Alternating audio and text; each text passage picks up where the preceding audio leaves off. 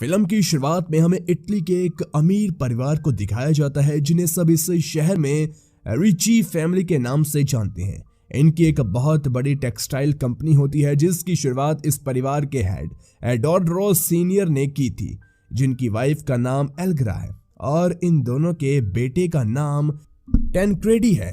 टैनक्रेडी ने एक रशियन औरत एमा से शादी की थी और इन दोनों के 3 बच्चे भी होते हैं, जिनमें से सबसे बड़े बेटे का नाम उसके ग्रैंडफादर के नाम पर एडोर्डो था और सबसे छोटे बेटे का नाम जियान लुक होता है और इनकी एक बहन एलिसाबेथ भी थी। अब हमें दिखाया जाता है कि रिची फैमिली आज एक डिनर पार्टी की तैयारी कर रही थी क्योंकि आज एडोर्डो सीनियर का बर्थडे होता है और सभी लोग काफी खुश थे। तभी वहां पर एडोर्डो आता है जो कि आज के दिन हॉर्स रेस के कंपटीशन में अपने दोस्त से ही हार गया था, इसीलिए उसका मूड थोड़ा खराब होता है। इसके बाद एडोर्डो अपनी मॉम एमा को बताता है कि उसने आज पार्टी में अपनी गर्लफ्रेंड एवा को भी इनवाइट किया है, जिससे वो जल्द ही शादी भी करने वाला है। इसके बाद डिनर करते वक्त एमा सभी को एक खास तरह का सूप सर्व करती है जो कि उसने खासकर एडोर्डो के लिए बनाया था और ये उसकी खुद की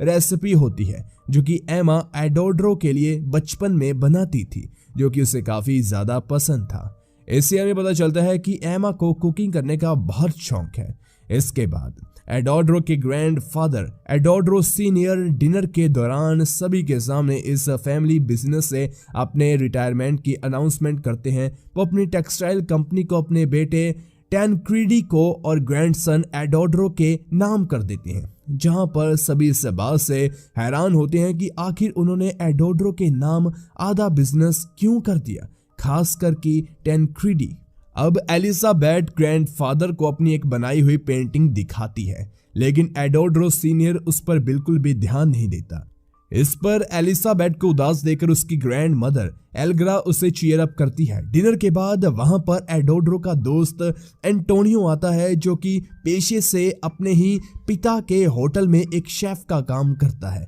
इसीलिए वो गिफ्ट के तौर पर अपने हाथों से एक केक बनाकर लाया था।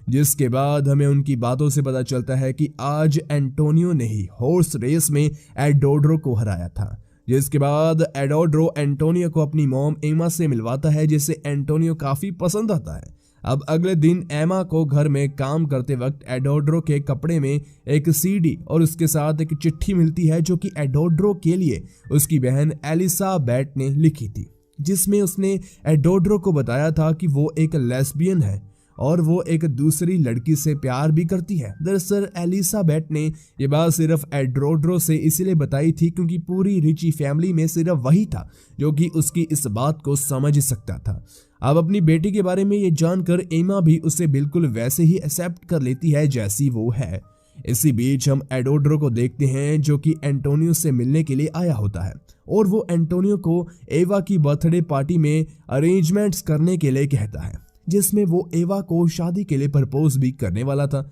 अब यहाँ बातों ही बातों में एंटोनियो एडोर्डो से बताता है कि वो अपने पिता के रेस्टोरेंट में मजबूरी में शेफ का काम करता है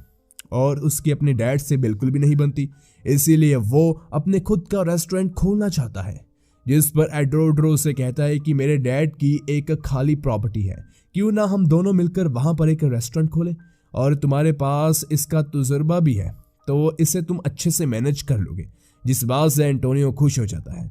इसके बाद एवा की बर्थडे पार्टी की पूरी तैयारी एंटोनियो करता है, जिसमें उसकी मदद एमा भी करती है क्योंकि एमा और एंटोनियो दोनों को ही कुकिंग काफी पसंद थी, इसलिए उनमें एक अच्छी बॉन्डिंग बन जाती है। जिसके बाद वहां एक जोरदार पार्टी होती है जिसमें एमा शामिल नहीं थी और इस दौरान हम एमा को टैनक्रेडी के साथ उसके रूम में देखते हैं, जहां बातों ही बातों में टैनक्रेडी बताता है कि वो इस फैमिली बिजनेस को बेचना चाहता है, लेकिन उसके पिता ने आधा बिजनेस एडोर्डो के नाम करके अच्छा नहीं किया क्योंकि वो जानता था कि एडोर्डो इस बिजनेस को इतनी आसानी से बिकने तो नहीं देगा। इसके बाद अगले दिन एमा एवा और एल्ग्रा के साथ एंटोनियो के रेस्टोरेंट में लंच के लिए जाती है, जहां एंटोनियो खासकर एमा के लिए एक स्पेशल डिश प्रिपेयर करता है, जिसे खाने के बाद एमा एंटोनियो से और भी ज्यादा इंप्रेस हो जाती है और उसकी इस कुकिंग स्किल की तारीफ भी करती है। यहाँ पर हमें समझ में आता है कि अब एमा धीरे धीरे एंटोनियो की तरफ अट्रैक्ट हो रही थी।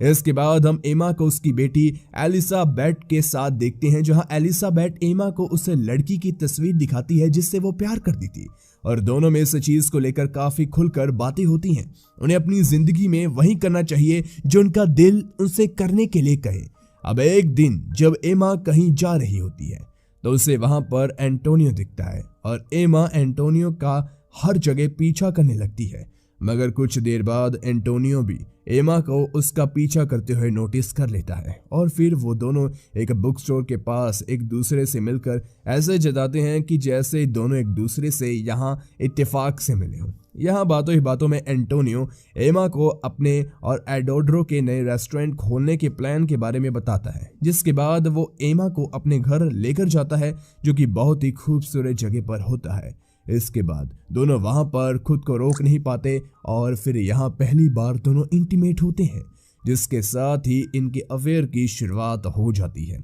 इसके बाद एक दिन अचानक से एडोड्रो सीनियर की हार्ट अटैक की वजह से मौत हो जाती है, जिसके गुजरने के बाद टैनक्रीडी बाकी इन्वेस्टर्स और शेयर होल्डर को अपनी तरफ करके इस पूरी कंपनी को बेचने की योजना बनाता है, जिसके लिए एक मीटिंग भी रखी जाती है जहां एडोड्रो सभी को समझाने की कोशिश करता है कि उन्हें ये कंपनी नहीं बेचनी चाहिए, लेकिन उनकी बात कोई नहीं मानता और फैसला होते ही रिची परिवार की इस कंपनी को फॉरेन इन्वेस्टर को बेच दिया जाएगा, जो कि अगले हफ्ते इस डील को फाइनल करने के लिए आएंगे और टैनक्रीडी उनके स्वागत के लिए अपने घर में एक पार्टी का ऐलान करता है।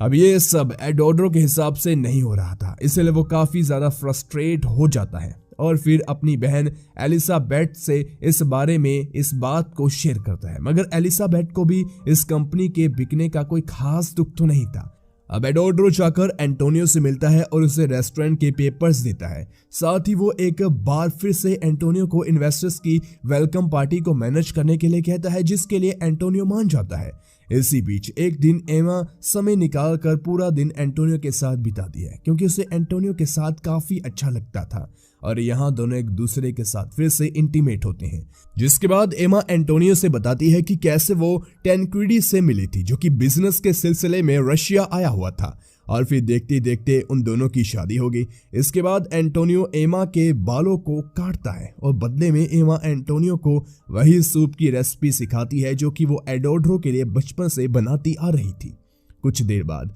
वहां एडोड्रो एंटोनियो से मिलने के लिए आता है, लेकिन उससे वहां एंटोनियो नहीं मिलता। तभी एडोड्रो को वहां एमा के बाल पड़े हुए मिलते हैं, लेकिन वो उन्हें देखकर भी नजरअंदाज कर देता है। इसके बाद हमें पार्टी का सीन दिखाया जाता है, जहां पर टैनक्रीडी ये पूरा बिजनेस फॉरेन इन्वेस्टर्स को बेचने वाला था और इस पार्टी को एंटोनियो ने बहुत ही अच्छे तरह से मैनेज किया होता है, जिसका वहां पर एमा भी पूरा साथ देती है। यहाँ एडोड्रो का मूड ऑफ देखकर एवा उसे बताती है कि वो उसके बच्चे की मां बनने वाली है, जिसे सुनने के बाद एडोड्रो काफी ज्यादा ही खुश हो जाता है। इसके बाद डिनर में सबके लिए एंटोनियो वही सूप बनाकर लाता है जो कि एमा एडोड्रो के लिए बचपन से बनाती आ रही थी, और सूप को देखकर एडोड्रो को पता चल जाता है कि एंटोनियो का उसकी मॉम एमा के साथ अफेयर चल रहा है, क्योंकि यह सूप सिर्फ उसकी मॉम को ही बनाना आता था। और एडोड्रो ने उस दिन एंटोनियो के घर में अपनी मॉम के बाल भी पड़े हुए देखे थे, इसीलिए वो उस जगह से गुस्से में बाहर आ जाता है, जिसे समझाने के लिए एमा उसके पीछे आती है, मगर एडोड्रो उसकी एक नहीं सुनता। और तभी अचानक से एडोड्रो का पैर फिसलने के कारण उसका सर एक पत्थर से टकरा जाता है, जिसके बाद एडोड्रो को तुरंत हॉस्पिटल ले जाया जाता है, लेकिन वहां पर काफी कोशिशों के बाद भी डॉक्टर एडोड्रो को बचा नहीं पाते और उसकी मौत हो जाती है, जिसका सबसे ज्यादा शौक एमा को लगता है और इसीलिए वो एडोड्रो के फ्यूनरल के बाद टैनक्रीडी से बता देती है कि उसका अफेयर एंटोनियो के साथ चल रहा था